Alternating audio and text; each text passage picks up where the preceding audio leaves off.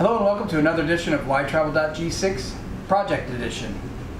Today, we're going to be making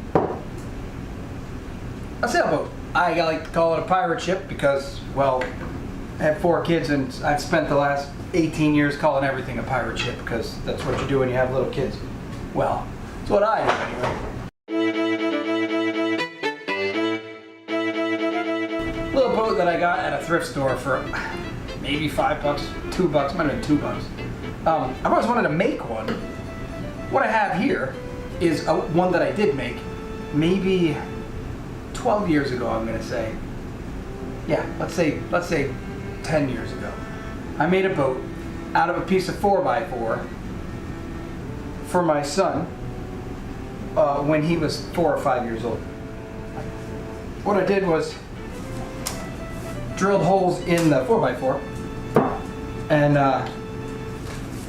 put chopsticks in there. And back in the day, this made a very functional pirate ship for a little kid to play with. What I'd like to do is take it up a notch. So what I need to do is take this thing and make it match that thing roughly. And here's why. The next best thing would be to use a 2x4, which I could do. But it is too skinny or too short. However, maybe I've come up with a better idea. Maybe this is here for posterity, and that's okay. And maybe we work with a 2x4 and work up instead of taking this and working down. I think that's what we're going to do. So, change of plans. I like that. I'm going to plane down this 2x4 and get it to the dimensions we want.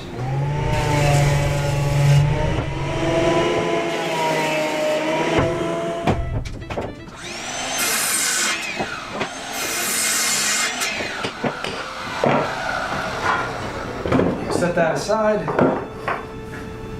I'm gonna mount these on this. Let's see how long this ship is. Hey, look at that. That's about the right size. And what I'm gonna do is I'm gonna make mine a little bit bigger, longer I mean, because I just want it to be cooler. So that one's cool, but I want this one to be cooler. All right. Noah has hooked me up with some glue, which I can spread around on this piece, share between the two of them. I'm putting a screw in from the bottom where I'm going to drill a hole for the mount anyway. Now I don't need the screws at this point, they're just here to hold the work so that I can keep working on it impatiently because I want to work on it. I don't want to wait for glue to dry. Like when you're shooting a gun, I always move my fingers out of the way of a drill, just in case I hit some pocket of sweetness and it allows the drill to suddenly go flying through the wood. I wouldn't want to stab myself in the finger. How do you know to do that, you might ask? Give me one here. I think I need one more 2x4. I think I haven't given it enough here. What we got laying around? What have we got laying around? That'll do. While that is setting, I'll plane another 2x4 quickly. Quickly.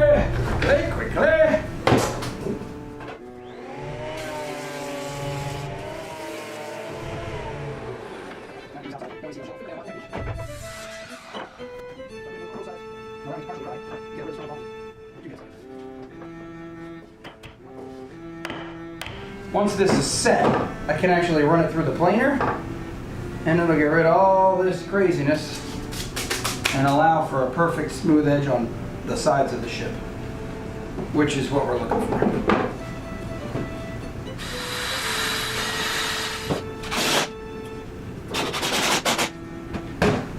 There we go.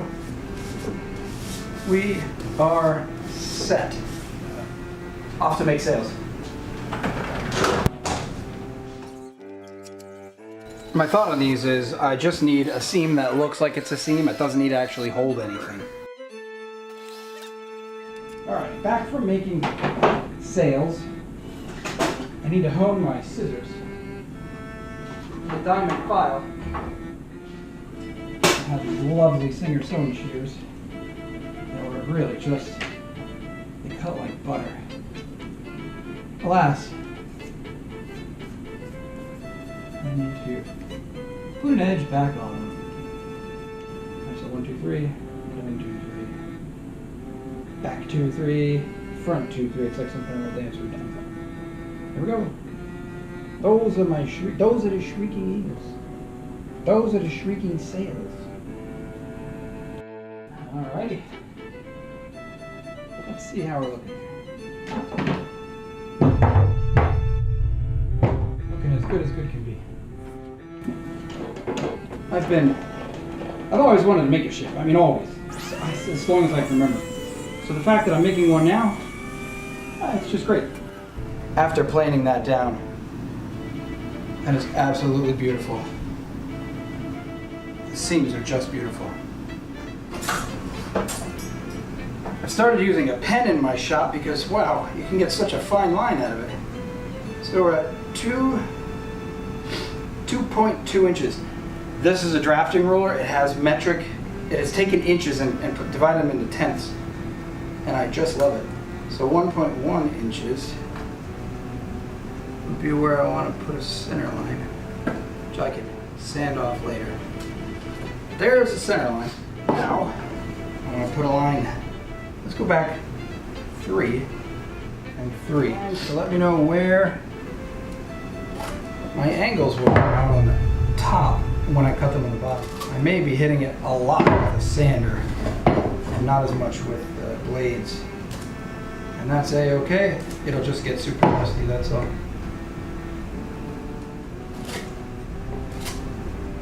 Wow, that's pretty awesome. It all lines up the way it's supposed to. I like when that happens.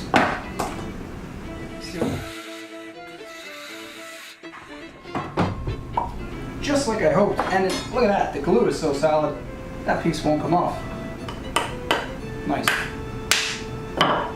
That's pretty cool. Alright, well, good to know. Now I got glue on my finger, that's alright. Now let me see if I can hit that. Pull away the saws off.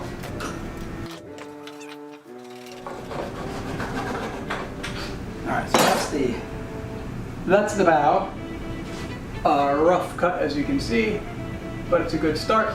Now I need to do the stern. However, the stern is going to give me considerably more trouble, I believe, because it's a longer cut.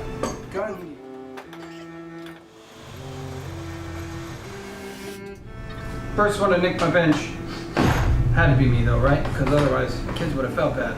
So it's important that I did that.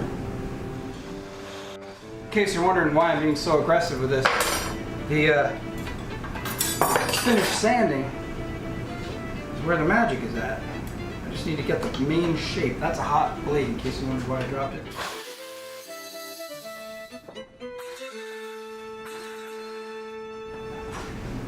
Now that's looking the part right there. Yeah, you can see the silhouette now includes the keel underneath the water there with a bit of an arc to it. It's starting to come along. Very happy with that. All right, the next part is ridiculously dusty, so I may lose you.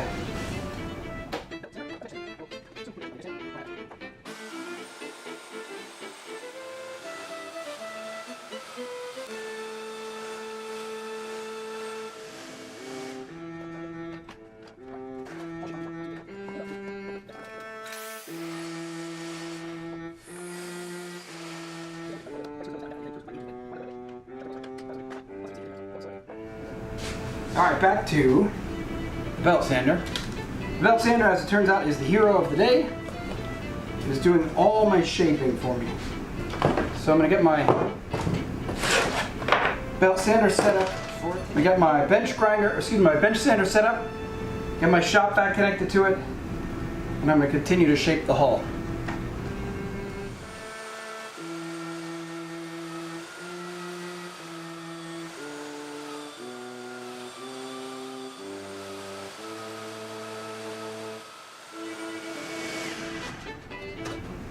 This shape was brought to you entirely by the belt sander. It's quite a lovely shape. In researching ships over the years, I learned that while they of course had plans and designs for ships, there was no specific standard for shapes. There was no specific standard for how to load a ship. There's a certain amount of weight that needs to be below the waterline so that it stays upright. I'll show you better with this ship. If you don't have enough weight in the bottom, all this stuff's going to weigh it down and make it fall over. And so you have to put a ton, literally tons and tons and tons of weight in the bottom called ballast. Usually it was stones if they didn't have something already heavy to bring fresh water, or in the Spanish case, they loaded the whole ship with silver and oftentimes gold. Those Spanish treasure ships are not a thing of fiction, they were real. And oftentimes they would crash and just all the gold and silver would go missing with the crew. Everybody would die. They're still finding some of those treasure ships even today. How in the world did we get on that topic? I don't know. Anyway, the next thing I'm going to make is a plinth. You can't have a ship without a plinth to display it on.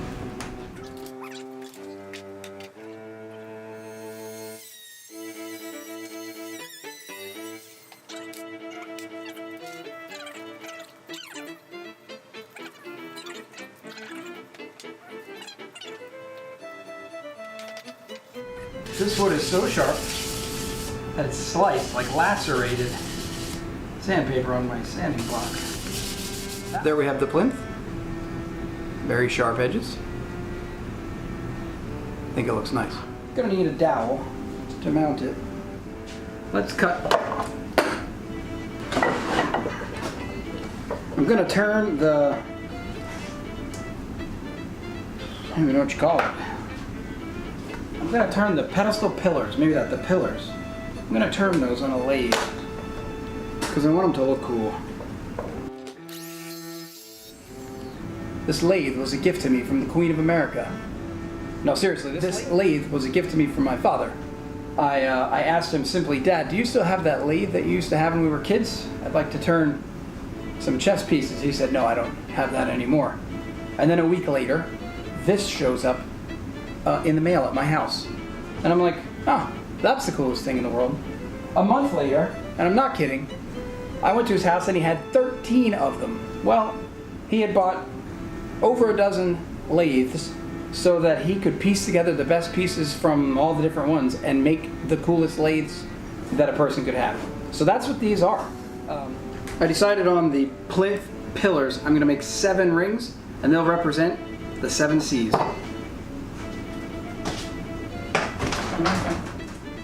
These are my favorite drill bits in the whole wide world.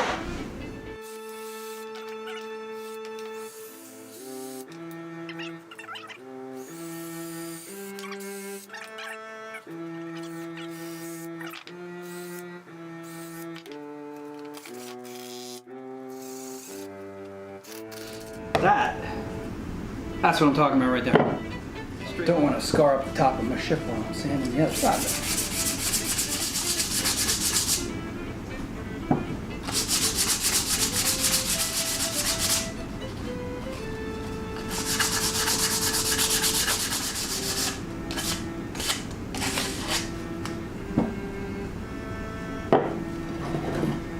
There we are.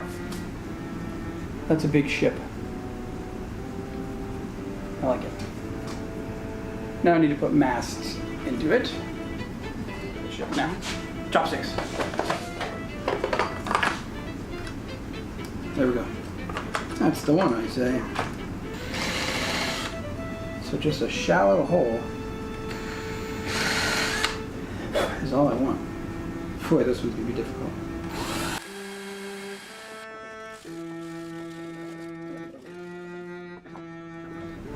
Now the cool thing about chopsticks is we buy them by the thousand for our family, so if I can't find a straight one or if I break one, no problem. Alright, looks like this one in fact needs to be shorter. Cut that off.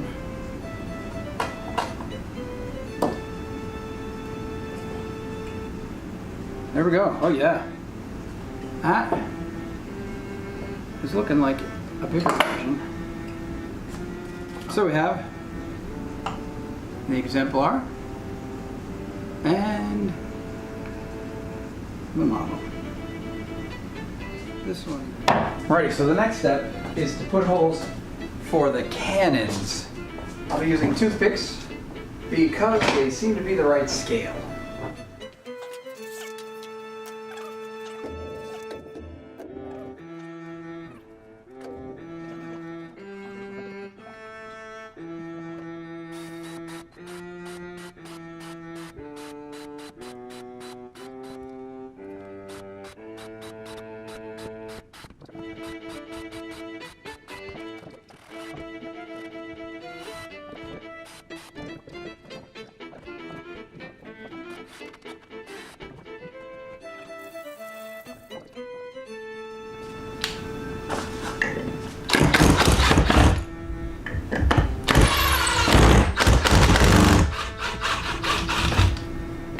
The next step for us is to stain the base and the ship.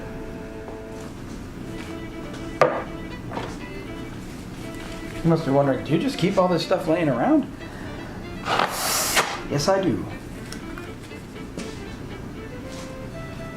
I'm gonna start with the bottom of the plinth, just so I can get an idea of what we're working with.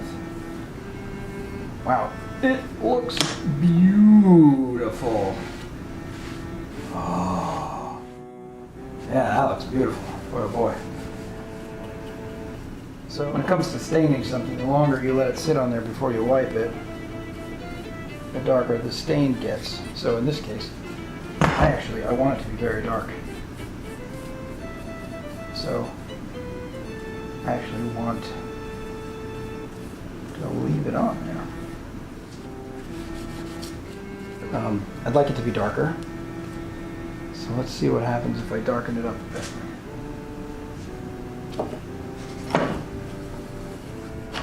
Yeah, I like that better.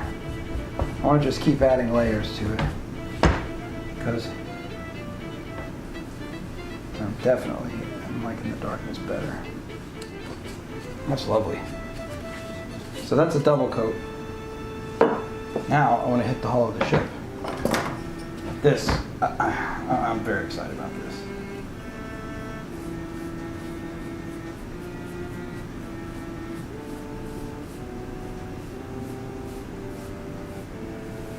This is where it turns from just a fun garage project just to kill time and into something that actually is, I think, going to be quite beautiful when it's done. This color, look at that color. Oh boy, color is amazing. I'm going to let this one sit a little bit longer. Next will be the masts, which I will just simply cover thusly. I love having cutting boards in my shop. They protect the surface of my bench. Also, they're just cool. I like a good cutting board as much as the next one. I will wipe these back off when I am done with them. Oui. Okay. Ah, c'est bon. C'est bon ça. Alright. Alrighty, here goes. See how it's looking. Holy smokes. Look at that, would you? Look at that. I'm going to let these sit for a considerable amount of time and see what that does. This is all one big experiment, as you can tell, from start to finish. Man, I am loving it.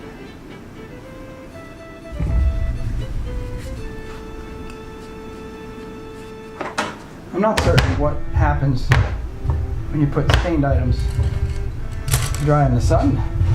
So let's go find out. Alrighty, I have with me some bins of acrylic paint supplies, all very low budget stuff. These paints are from Walmart. They're 50 cents a bottle. I don't think you can get anything cheaper than that. Maybe literally anywhere ever. We're a pretty low budget family. We keep all our pastimes like this. Free or very cheap. And in this case, you can see these are bins of things that we've accumulated over the years for very cheap. So we've accumulated as much as we can on the cheap. I'm not even going to dilute this paint. I'm taking it straight out of the bottle. And again, because this is just a project on a whim, just for fun, I'm not color matching or taking any concern at all for color choice. Do my first coat on that one. What I'm imagining is that blue that you would get on like the HMS Bounty, the British sailing vessel that's renowned for the mutiny on the Bounty, where all the guys, a lot of the guys, not all of them, overthrew the captain and kicked him out. And then he and I think 17 of his closest friends who did not want to mutiny sailed in a lifeboat like 2,300 miles or some craziness to safety successfully. Unbelievable. They do not make people like they used to make people. I'm not even saying sailors, I just mean people in general, man. They do not make people like they used to. Do you know a soul that could do that? I don't know a single person. Now part of that could be, I'm not in the sailing community. But a lifeboat, that doesn't even have sails. Lifeboats have oars.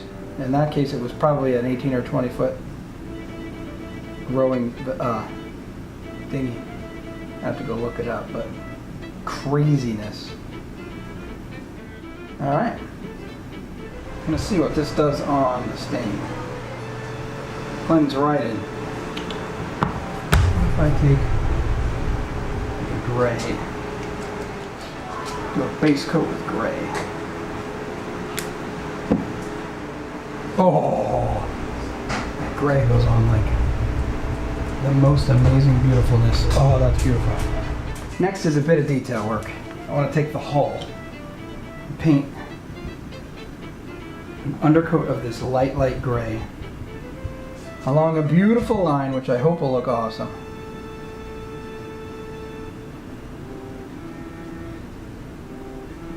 All right, the next part is to put it all back together. Now I've brought out my glue gun kit. Wow. So, rigging the ship is going to be the most time-consuming part. I'll have to imagine my surprise. Strangely enough, I've been picturing doing this since I was a kid.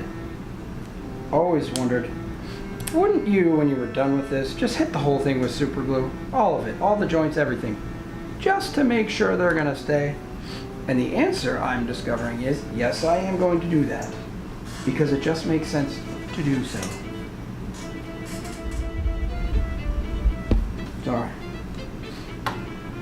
So expensive. I think I have an idea why.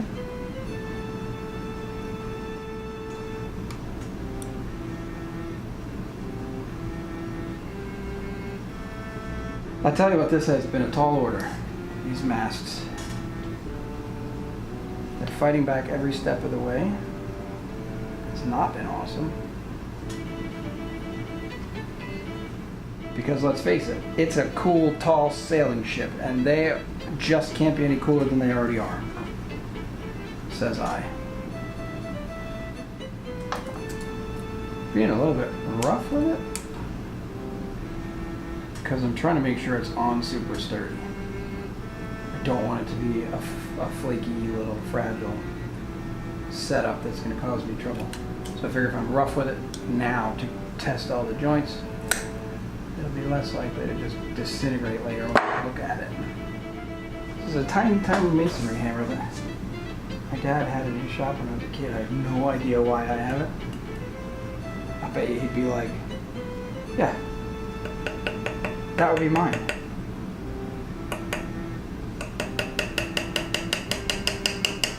Okay, that worked a treat. I need black toothpicks, and I need 40 of them. Well, I need 40 of them probably. Alright, so here's what I'm going to do. Silly as it sounds, I'm going to spray paint these.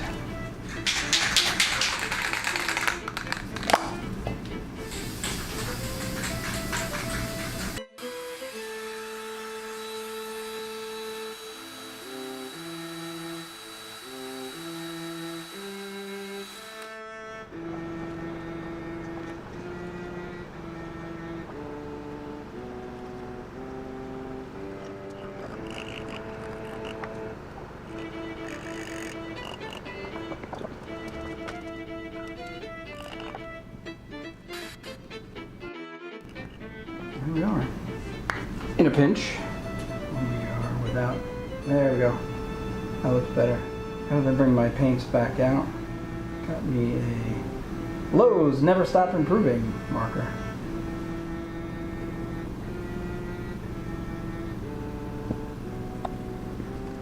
And there it is, the finished product of my one-day build.